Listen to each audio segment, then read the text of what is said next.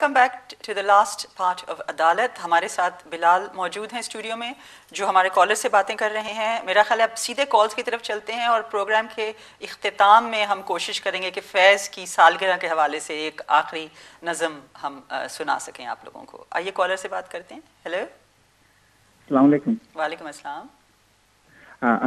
मैं शान north east से बोल रहा हूँ जी। मैं आपका प्रोग्राम देख रहा था। मेरे को एक क्वेश्चन है कि मैं इस कंट्री में 2007 में आया था जी, और उसके बाद मुझे उन्होंने ह्यूमैनिटेरियन प्रोटेक्शन में 5 साल का वीज़ा दिया था। तो उसके 5 साल के बाद मैंने ILR अप्लाई किया, तो उन्होंने जो है कुछ महीनों में, यानी ये जो है लास्ट ईयर जुलाई में उन्होंने इंडेफिनेट लीव टू रिमेन दे दिया। तो मेरा ये क्वेश्चन है कि जैसे मुझे 1 साल बाद जो है ILR के बाद, जो 1 साल के बाद मैं नेचुरलाइजेशन अप्लाई कर सकता हूँ कि मुझे वो 10 साल तक वेट करना पड़ेगा? हालांकि मेरा कोई क्रिमिनल कन्विक्शन नहीं है, और जो है मैं एयरपोर्ट में आते ही असलम क्लेम किया था, तो उन्होंने ह्यूमैनिटेरियन प्रोटेक्शन में 5 साल का दिया है, लेकिन 2007 से अभी 9 साल के हिसाब बनता है। तो ये मैं पूछना चाहता हूँ कि क्या होगा इसका। जी बिलाल। 2014 का जो इमिग्रेशन एक्ट था, उसके बाद हिस्से हैं जिनमें नेचुरलाइजेशन के हवाले से बहुत सारे लॉस अपडेट हुए हैं।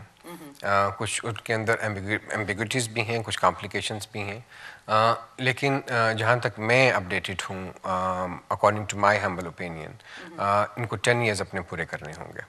जी मेरा भी यही ख्याल है, क्योंकि लोग समझते हैं कि सिर्फ क्रिमिनल ऑफेंसेस की वजह से डिले हो सकती है, रिहेबिलिटेशन की पीरियड की वजह से। लेकिन अब जिस तरह इमिग्रेशन एक्ट आई है और उसे जिसे इंटरप्रेट किया जा रहा है, अगर कोई बगैर इजाज़त मुल्क में दाखिल हुआ, बगैर वीज़े मुल्क में दाखिल हुआ, तो उसे भी कैरेक्टर के अंदर ले आया गया है। जी, good character requirement. Good character requirement, अगर आप गुड कैरेक्टर यानी नहीं समझते कि अगर आप बगैर वीज़े के या किसी तरह आ गए, बेशक आपकी सर्कमस्टांसेस थी जिनके ऊपर इन्होंने आपको वीज़ा दे भी दिया, फिर भी ये चीज़ें जो हैं जो क्रिमिनल ऑफेंसेस नहीं है स्ट्रिक्टली स्पीकिंग, ये फिर भी कैरेक्टर में अब आती जा रही हैं। जी, ये सब गुड कैरेक्टर रिक्वायरमेंट्स में आती हैं, और ख़ास तौर पे पिछले 4 हफ्ते या 5 हफ्ते के अंदर बहुत सारी अपडेट्स आई हैं नेचुरलाइजेशन के प्रोसेस के हवाले से।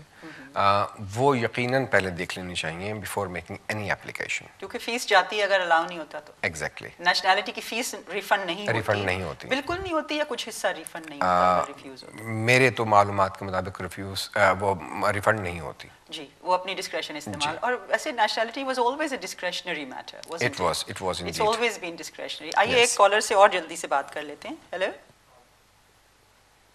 जी। हेलो जी। Hello, good afternoon. My name is Mrs Aman. मेरा क्वेश्चन ये था, मैडम सबसे पहले तो ये कि आपका प्रोग्राम बहुत अच्छा है, क्वाइट इन्फॉर्मेटिव। मेरा क्वेश्चन ये था कि मुझे 3 इयर्स की लीव मिली, discretionary leave, and further 3 years की डिस्क्रिशनरी लीव मिली है on the basis of private life with the children. और उसमें ये है कि पिछले लास्ट प्रोग्राम में मैं I was just really keen to know about the information कि इंग्लिश लैंग्वेज टेस्ट जो है ना, आफ्टर 6 इयर्स की डिस्क्रिप्शन के बाद जब आप इंडेफिनेट के लिए अप्लाई करेंगे तो उस वक्त ये रिक्वायरमेंट होगी, या फिर सिर्फ इंडेफिनेट लीव के 1 साल के बाद जब आप नेशनैलिटी के लिए, नेचुरलाइजेशन के लिए करेंगे तो तब आपको रिक्वायर होगा? हम समझ गए आपका सवाल। जी हम समझ गए, बिलाल आपको जवाब देंगे इसका। लैंग्वेज रिक्वायरमेंट आपके साथ रहती है even after 6 years discretionary leave। 6 years discretionary leave के हवाले से ये है कि आई थिंक कि ये उसके ऊपर फिर अप्लाई नहीं होती, बिकॉज कि आपके पास इंडेफिनेट लीव टू रिमेन मिल चुका है आपको। नहीं, अब ये 6 years की डिस्क्रेशनरी लीव पूरी होने के बाद इंडेफिनेट के लिए अप्लाई करेंगे, then they will have to have it. It's got to an be English test. They've got to have an English test. English language test, and there's got to be life in the UK test. And life in the UK test as well for indefinite leave to remain. तो ये जो चीज़ें पहले सिर्फ citizenship का हिस्सा होती थी, अब आप ये फरमा रहे हैं कि ये अब इंडेफिनेट लीव का हिस्सा भी हो गई। इंडेफिनेट लीव टू रिमेन की सभी एप्लीकेशंस के अंदर ये 2 रिक्वायरमेंट्स हैं। अगर किसी तरह से कोई एप्लीकेंट इन चीज़ों से एग्जेम्प्ट है, तो they have got to declare this one कि how are they going to exercise that exemption. But वो तो यूजुअली ओवर 65 या मेंटली जी उनके हवाले से हैं। फॉर एग्जांपल किसी ने अगर यहाँ से डिग्री की हुई है, अच्छा ठीक है, ओके, कि यहीं से उसकी यूनाइटेड किंगडम से उसकी फर्स्ट डिग्री है या मास्टर्स डिग्री है, तो ऐसी सूरत हाल में they are also exempt. Okay, again we go back to the same thing. Application देने से पहले किसी लॉयर से मशवरा करें, और उनके मशवरे के बाद ही एप्लीकेशन और प्रॉपर सपोर्टिंग डॉक्यूमेंट्स जो हैं उसके साथ लगाएं। एक बात इसमें थोड़ी सी ऐड कर दूं, एक जुमला, कि जो लॉज हैं, जो रूल्स हैं, वो टाइम टू टाइम चेंज हो जाते हैं। जी, ऐसी सूरत हाल में when you are making this application right on that particular day, you need to check that कि आपकी सारे के सारे requirements आप meet कर रहे हैं उस दिन, क्योंकि लॉ चेंज हो रहा है जी। एक कॉल और मुझे पता चला है, आइए जल्दी से इस कॉल से डील कर लें। हेलो हेलो, अस्सलाम वालेकुम जी। वालेकुम अस्सलाम। हमने अपनी FLR FP एप्लीकेशन डाली बच्चे के बेस पे, बेटी को रहते हुए 9 साल हो गए और हमें एक्नॉलेजमेंट लेटर भी आ गया, लेकिन उन्होंने कुछ टाइम बाद हमारी एप्लीकेशन वापस भेज दी कि आपने सिर्फ वैलिड पासपोर्ट नहीं लगाए, जबकि हमारे पासपोर्ट हमने एप्लीकेशन में पहले ही उनको मेंशन किया था लॉस्ट हो गए हैं। तो वो तो उन्होंने एप्लीकेशन वापस भेज दी इनवैलिड करके, दूसरा हम लोगों को साइनिंग पे लगा दिया कि आपको रिपोर्टिंग करनी है। तो मैं ये पूछना चाहता हूँ कि अब हमारे पास पासपोर्ट तो है नहीं, लेकिन उनकी फोटो कॉपीज हमने उनको दी थी साथ में, पासपोर्ट की एक्सपायर्ड थे वो, तो क्या हम इसको चैलेंज कर सकते हैं कोर्ट में या कुछ की भी? ओके, आपका सवाल हम समझ गए, बिलाल आपको जवाब देंगे। इनिशियली जब ये उन्होंने वापस भेजी इनवैलिड करके ये एप्लीकेशन, तो एट दैट टाइम उन्होंने इनको यकीनन ऑप्शन भी दी होगी कि आप कोई अमेंडेड रीजंस जो हैं या वैलिड रीजंस जो हैं वो आप हमें भेज दीजिए कि आपके पास ये पासपोर्ट क्यों नहीं था, if it has not been already detailed in representation. तो एट दैट टाइम आप सेक्शन 120 के तहत अमेंडेड ग्राउंड्स जो हैं, अमेंडेड रीजंस जो हैं वो आप भेज सकते हैं। तो that is the best time for this one. या वो बाद में ख्याल आता है ना सबको जी। अब वो यही वाली जो बात आप वाली बात कि अगर यही एप्लीकेशन एक प्रोफेशनल तरीके से एक लॉयर ने बनाई हो और ये सबमिट करवाई हो, तो हो सकता है कि उन्होंने अपने रिप्रेजेंटेशन में रेलेवेंट लीगल प्रोविजंस का कॉन्टेक्सचुअल हवाला देके उसकी इंटरप्रिटेशन के हवाले से जिक्र करके फिर बताया हो, ऑलरेडी एक्सप्लेन किया हो ऑलरेडी होम ऑफिस को। मेरा ख्याल है आपके लिए बहुत ज़रूरी है आप किसी लॉयर के पास जाएं और उनसे मशवरा लें।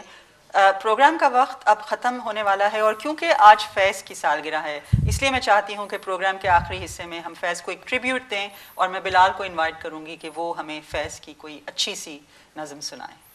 आपका बहुत शुक्रिया। फैज़ साहब की एक नज़्म है, वैसे वो दुआ के उन्वान से है। वाह वाह। कि आइए हाथ उठाएं हम भी, वाह वाह। हम जिन्हें रस्म दुआ याद नहीं। क्या बात है। बहुत शुक्रिया।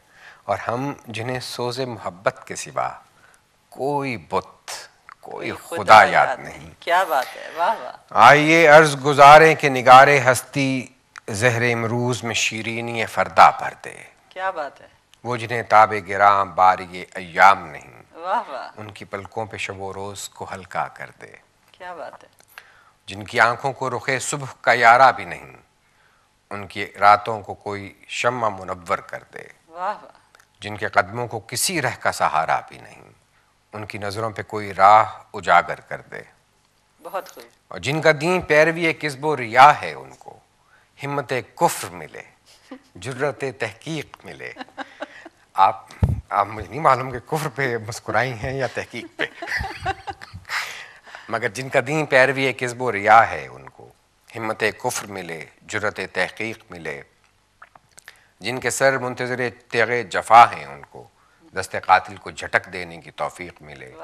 और इश्क का सिर्रे निहा जाने तपा है, जिससे आज इकरार करें और तपिश मिट जाए।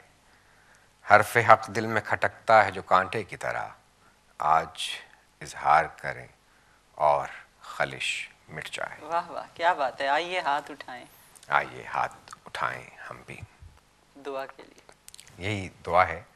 और इसी ये दुआ का तज़किरा मैंने इसीलिए किया कि फैज़ साहब की आज जन्मदिन है, बर्थडे है जी। और फैज़ साहब की एक नज़्म है सरे वादी सीना, उसका आखिरी बंद जी, इरशाद। जी। फिर दिल को मुसफ़ा करो इस लौह पे, शायद माबैन मनो तू नया पैमा कोई उतरे। क्या बात है। वाह वाह। अब रस्म सितम हिकमत खासान ज़मी है, ताइद सितम मसलहत मुफ्ती दीन है। अब सदियों के इकरार अतात को बदलने लाजिम है कि इनकार का फरमा कोई उतरे। बहुत खूब। बहुत बहुत ज़बरदस्त। जितने भी देखने वाले हैं उन सबको फैज़ की सालगिरह बहुत बहुत मुबारक हो और उम्मीद है प्रोग्राम का नया टाइम और नया दिन आप लोगों को पसंद आया होगा। आपसे अगले हफ्ते सैटरडे को फिर 11:30 बजे मुलाकात होगी। बिलाल, आप कुछ कहना चाहते हैं जाते जाते? मैं सिर्फ यही कहना चाहूँगा कि वैलेंटाइंस डे के हवाले से आपने कहा था कि बहुत से लोग मुख्तलिफ बातें कह रहे हैं जी। देखिए, जो जिनको वैलेंटाइंस के साथ इख्तिलाफ है, कुछ और कुछ कहना चाहते हैं या नहीं, आप उनको अरबी में यौमुल हुब कह के मना लें, मगर मना लें जी। लेकिन देखिए, कमर्शियलिज्म से लोगों को लोग खफा हो सकते हैं, मोहब्बत से कोई खफा नहीं हो सकता। अब इसको उसके जो लिए कोई एक कमर्शियलाइज कर दिया गया है, that I understand, that part I understand जी। वो जो है, all the lovers of the world unite, all the lovers of the world unite and all the viewers of Venus TV unite as well। अगले हफ्ते मिलेंगे, जब तक के लिए अपना ख्याल रखिएगा। Good bye.